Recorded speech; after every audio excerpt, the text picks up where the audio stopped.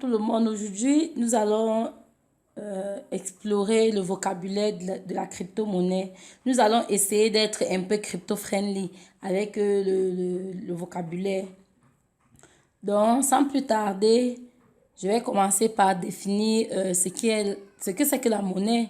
Qu'est-ce que c'est que la monnaie? En économie, c'est tout ce qui est généralement accepté contre un service, un produit. C'est un moyen d'échange de valeur facilement divisible, une réserve de valeur qui est rare, précieuse et difficile à obtenir. Et généralement, dans le langage de la crypto-monnaie, souvent dit le fiat. La crypto-monnaie n'est pas comme le fiat, ça a telle différence. C'est quoi le fiat? Le fiat, c'est tout simplement une monnaie qui est émise par les banques centrales. Parce qu'on sait que la monnaie peut être, c'est-à-dire quand on parle de monnaie d'échange, ça peut être le cacao, ça peut être de l'or, ça peut être du diamant, ça peut être n'importe quoi, ça peut être de l'argent, ça peut être le fiat. Mais quand on dit le fiat, c'est cette monnaie-là qui est émise par la banque centrale. Là, je parle sous le contrôle des économistes qui vont nous suivre, bien entendu. Donc, la crypto-monnaie, c'est une monnaie qui est émise de pair à pair sans intervention d'un organisme tierce, tel qu'une banque centrale par exemple, fondée sur la technologie de la blockchain. Ce type de monnaie virtuelle implique directement l'utilisateur dans le processus d'émission de la dite monnaie, ainsi que dans tout le contrôle de transmission effectué au sein du réseau. Bon, voilà quelques différences que j'ai pu ressortir entre la monnaie et la crypto-monnaie. Vous pouvez voir, même les deux monnaies n'ont aucune valeur intrinsèque. La monnaie, elle est centralisée, contrôlée par une institution spécialisée. La monnaie est émise à volonté. Il n'y a pas de limite. Je prends un exemple. Le président des États-Unis peut décider d'imprimer de nouveaux billets de dollars chaque fin d'année. Pourquoi pas? Il suffirait juste de remplir des conditions nécessaires pour le faire. Le temps de transaction, d'échange, de transfert est généralement long quand il s'agit de la monnaie. La monnaie est généralement chère en frais de transaction. Le transfert nécessite généralement un témoin. Oui, parce qu'il faut toujours quelqu'un pour témoigner que vous avez envoyé. Il faut passer peut-être par une banque. Il faut toujours passer par une tierce personne pour avoir la garantie que j'ai renvoyé. Il faut encore prier que cette personne ne change pas de parole demain. La connaissance, ici, on va dire qu'elle est verticale parce que quand vous faites un transfert d'argent, par exemple, à quelqu'un, vous êtes au niveau bas, vous ne voyez pas ce qui est en haut. Beaucoup de choses peuvent se passer. Vous pouvez faire un transfert, vous savez que vous avez transféré telle valeur, mais après, on vous dit le contraire. Et il faut encore faire des dossiers, des tonnes de paperasse, chercher des tonnes de preuves. Donc, on va dire que la connaissance, elle est verticale. Donc, l'organe qui est en haut agit sur vous. Par contre, dans le cadre de la crypto-monnaie, déjà, elle est décentralisée. La quantité de pièces est limitée. Nous l'avons déjà dit dans les vidéos précédentes.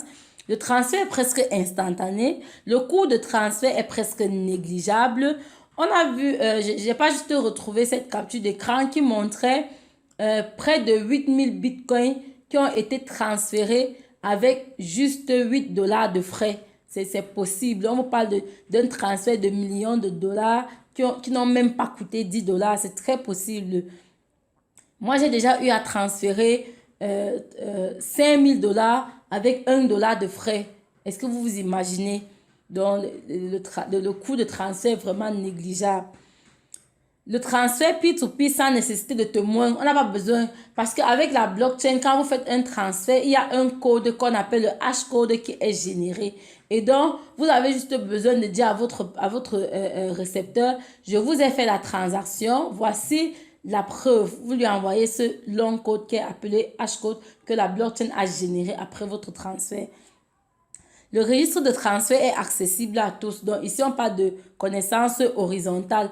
Parce qu'avec ce hash-code, n'importe qui peut venir dans la blockchain, explorer la blockchain pour voir si effectivement la transaction a eu lieu entre votre adresse et l'adresse de du destinataire. Donc, c'est quoi la blockchain? C'est une technologie de stockage et de transmission d'informations transparente, sécurisée et fonctionnant sans organe central de contrôle. Elle a un cœur elle est au cœur du web décentralisé et de la finance décentralisée, de la fameuse DeFi dont tout le monde entend parler ces jours. Voilà, voici à peu près comment fonctionne la blockchain. Imaginons que A effectue une transaction vers B. Alors, la transaction est regroupée. Les transactions sont regroupées dans un bloc. Donc, on peut regrouper plusieurs transactions dans un bloc. Ça peut être une transaction. Généralement, le nombre de transactions qu'on regroupe dans un bloc dépend des frais que vous avez accepté de payer pour cette transaction-là. Parce qu'il faut noter ici que les frais sont modifiables. L'avantage que vous avez, c'est que vous pouvez payer les frais un peu plus élevés pour que votre transaction soit rapidement confirmée. Donc, voilà, au niveau du 2, les transactions sont regroupées dans un bloc. Ensuite, le bloc est validé par les nœuds du réseau suivant les moyens de techniques de cryptographie. On a vu la dernière fois, votre ordinateur que vous avez à la maison peut être un nœud du réseau. Si vous avez décidé de devenir mineur, on a dit qu'il y avait des gens qui faisaient le minage de Bitcoin pour profiter. C'est une opportunité de la crypto-monnaie. Donc, vous pouvez prêter votre ordinateur ou vous acheter des grosses machines puissantes que vous mettez dans une salle à condition d'avoir la connexion Internet 24 heures sur 24. Vous êtes sûr que et de configurer les nœuds de minage dessus. Donc, le bloc est validé par les nœuds du réseau au moyen des techniques cryptographiques. Et ensuite, le bloc est rajouté. Ça, c'est quand la validation a été correcte. Le bloc est rajouté à la chaîne des blocs déjà existantes et ensuite redistribué à tous les nœuds du réseau. Et puis, B pourra maintenant recevoir une confirmation de la transaction que A a enclenchée. Il existe des blockchains privées pour des entreprises et il existe des blockchains publiques, par exemple, comme pour des crypto-monnaies. Une crypto-monnaie comme le Bitcoin, sa blockchain, elle est publique. Vous pouvez faire une transaction, vous pouvez envoyer l'argent à votre maman ou à votre papa. Peut-être vous avez demandé à quelqu'un de le faire pour vous. La personne n'a pas besoin de venir vous dire avec des paroles que j'ai fait la transaction que vous m'avez demandé. Non, la personne vous donne juste le hash-code de la transaction et vous partez dans la blockchain Bitcoin, puisqu'elle est publique, vous partez regarder ces informations.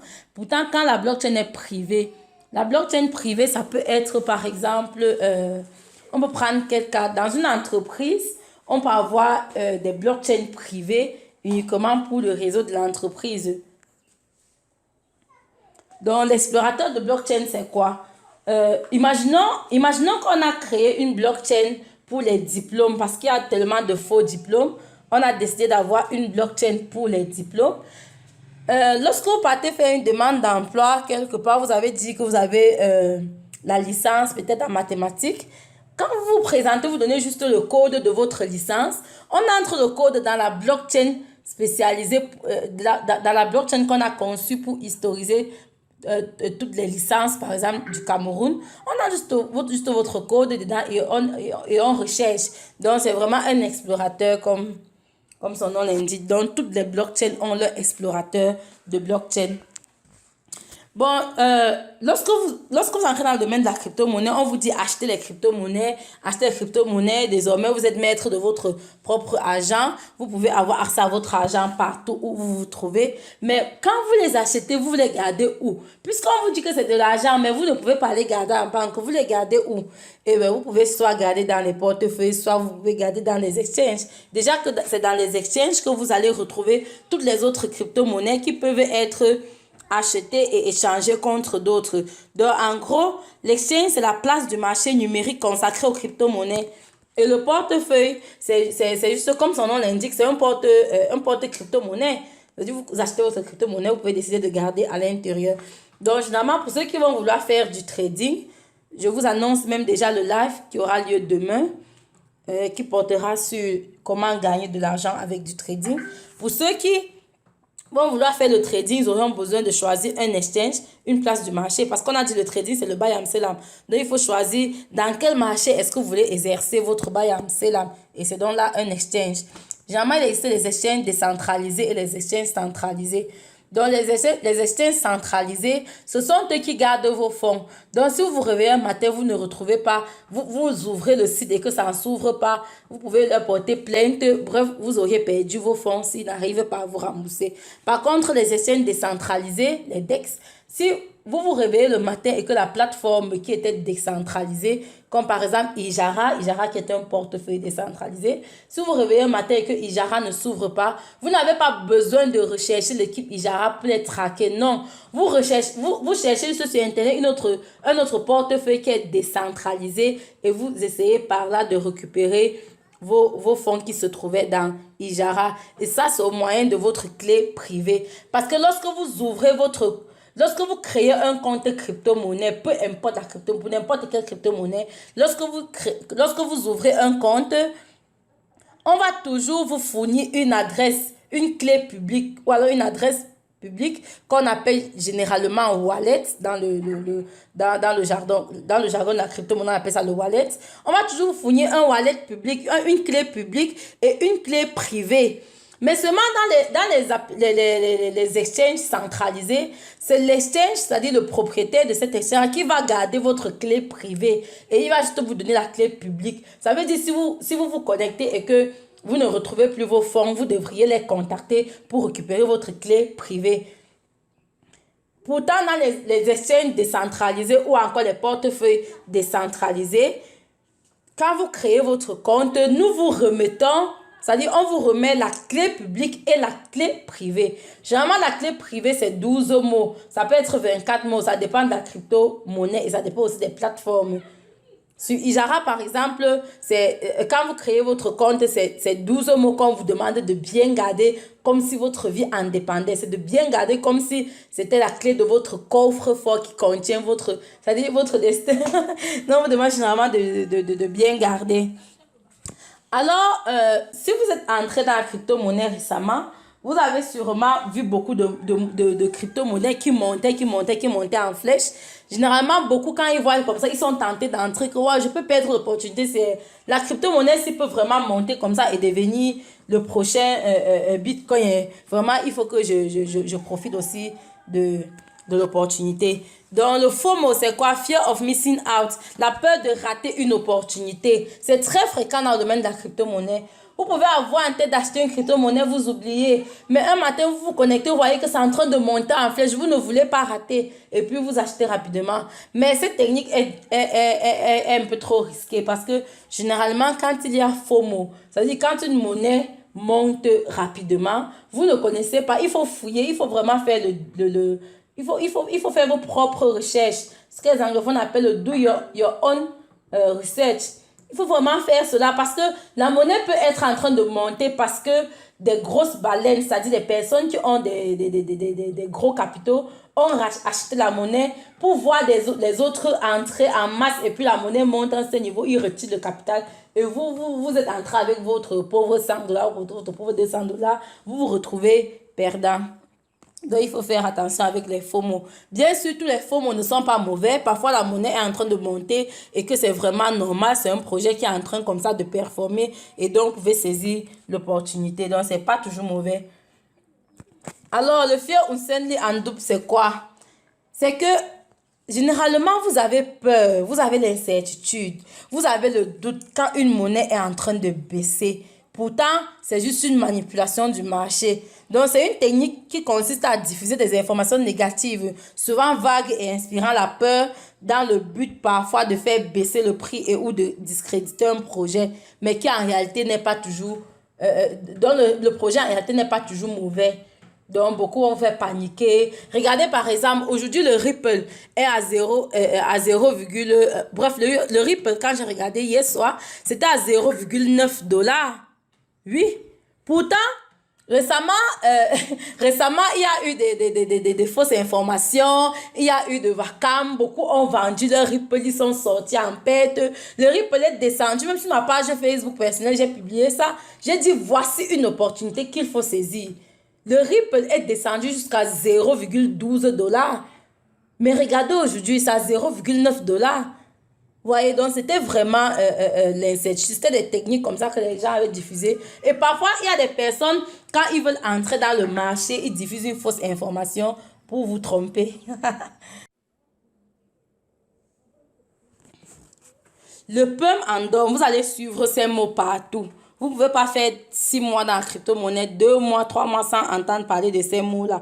Donc, c'est la manipulation du marché généralement opérée par un acteur important ou un groupe d'acteurs importants, consistant à acheter d'énormes quantités d'une crypto-monnaie afin de faire monter artificiellement les prix en espérant créer un sentiment de FOMO, en espérant vous susciter l'envie d'entrer dans le marché, attirant de nouveaux acheteurs, bien sûr, et surtout des bleus. Généralement, c'est des personnes qui ne savent pas encore, qui tombent dans ces pièges-là.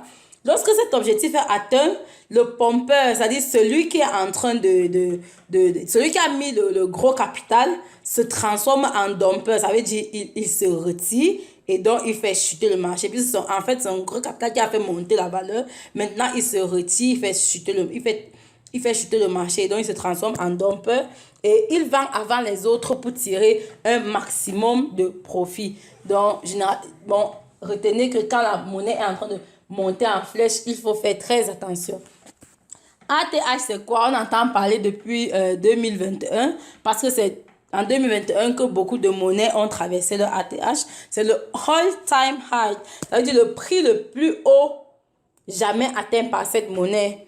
Et le all-time low, c'est le prix le plus bas que cette monnaie n'a jamais été atteint.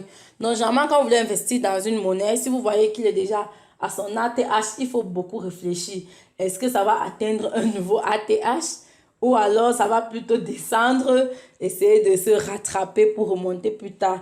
Bref, voilà les thèmes que vous allez rencontrer partout dans le jargon. Le bull run, c'est une hausse pendant une bonne période. On peut également parler de bull market, on peut parler de marché bull, on peut parler de bullish. Donc, il y a tellement de termes. Le bull market, c'est une tendance générale du marché marquée par une pause temporaire. Ça veut dire que le marché est peut-être en bull market.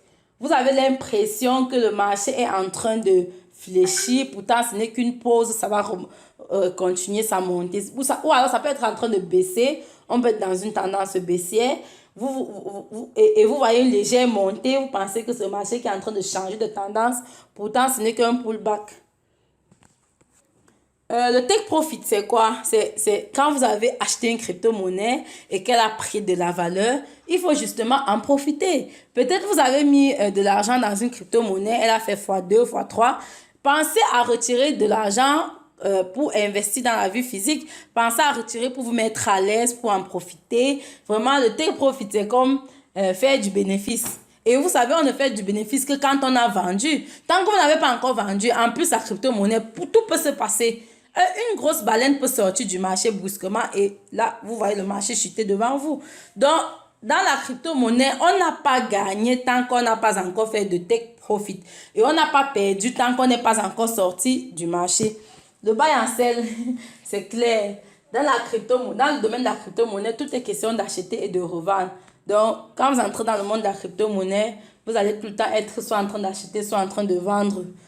La correction, c'est juste lorsqu'il y a une montée, lorsqu'une monnaie a pris de la valeur, on dit généralement il y aura une petite correction. Ça veut dire, lorsque beaucoup de personnes ont acheté, forcément, il y a des gens qui ont déjà fait des bénéfices et qui vont vouloir ressortir. Donc, c'est un peu ça qu'on appelle la correction. Vous allez voir généralement, quand une monnaie monte beaucoup, après, elle descend encore légèrement avant de remonter. Donc, beaucoup de personnes, quand ils veulent souvent investir, disent que j'attends que ça baisse un peu, j'attends que ça baisse un peu. Mais ce n'est pas toujours le cas parce que vous ne pouvez pas souvent connaître jusqu'où la correction va aller. Même si vous tracez les supports et résistances. Bon, c'est un peu nouveau, mais déjà, la correction, c'est quand le marché baisse un peu pour remonter après.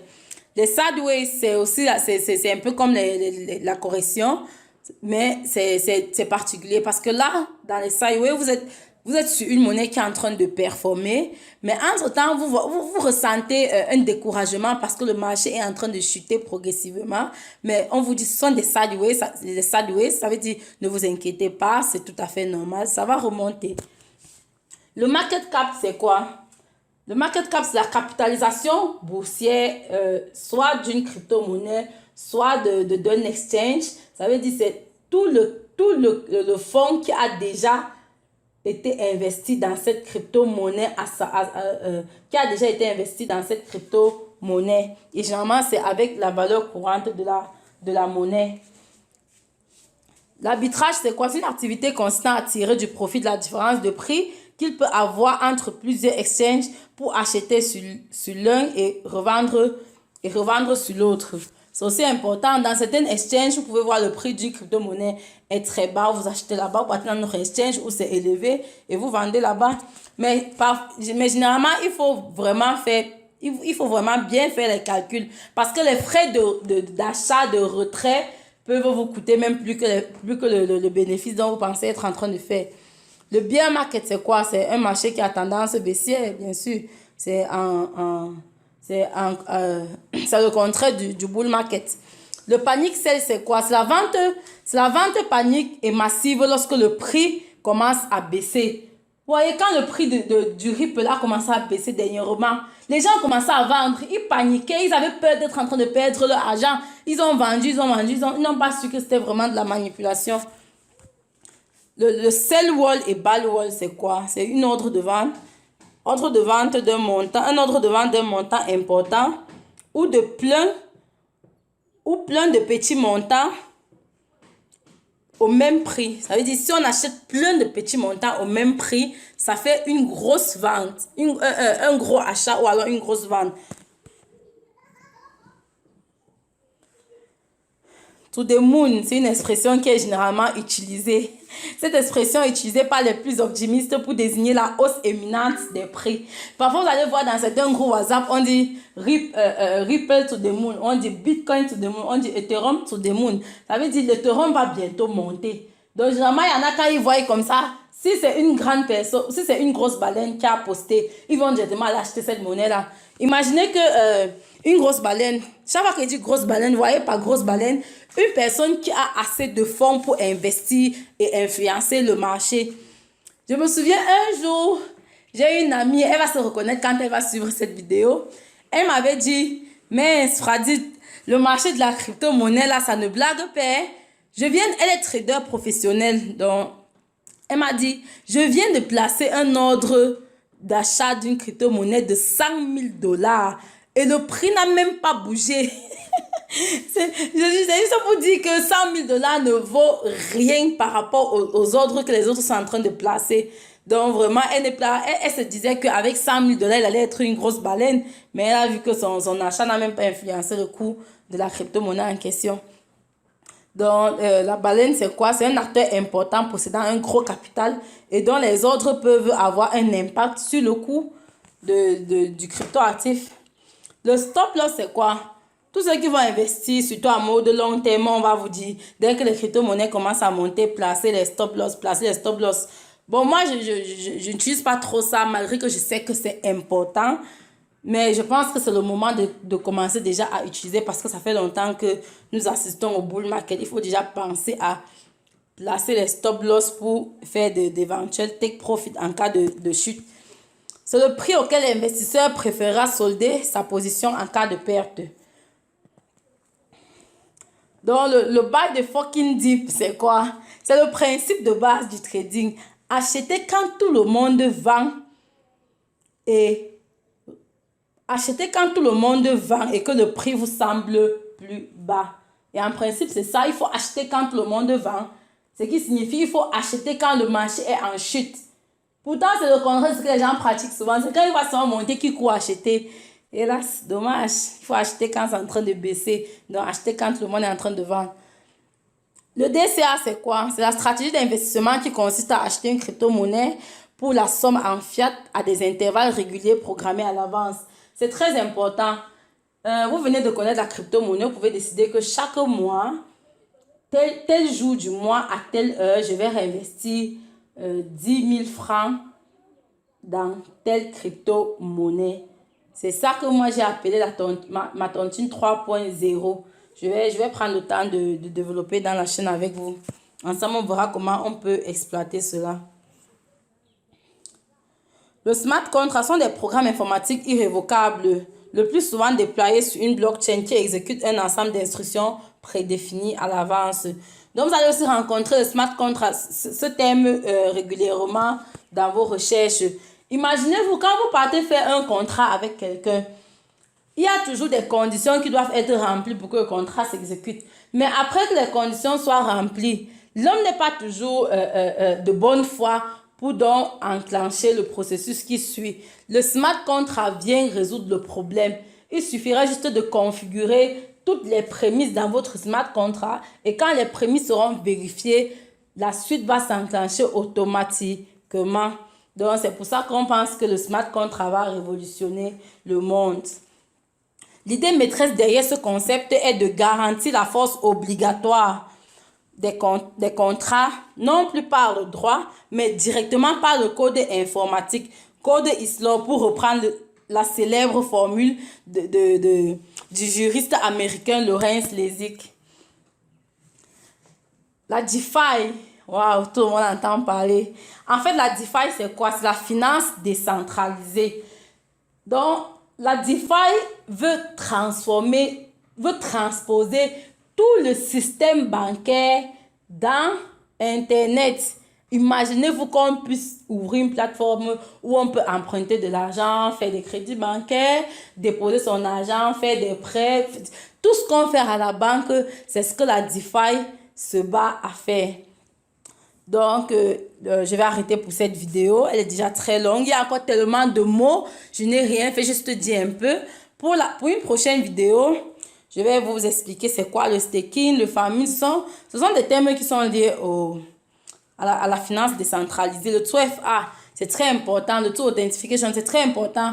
Pour ceux qui ont commencé à stocker leurs crypto-monnaies, on va voir comment est-ce qu'on peut les sécuriser avec le 2FA. Donc déjà, abonnez-vous pour la suite. Ce serait très intéressant.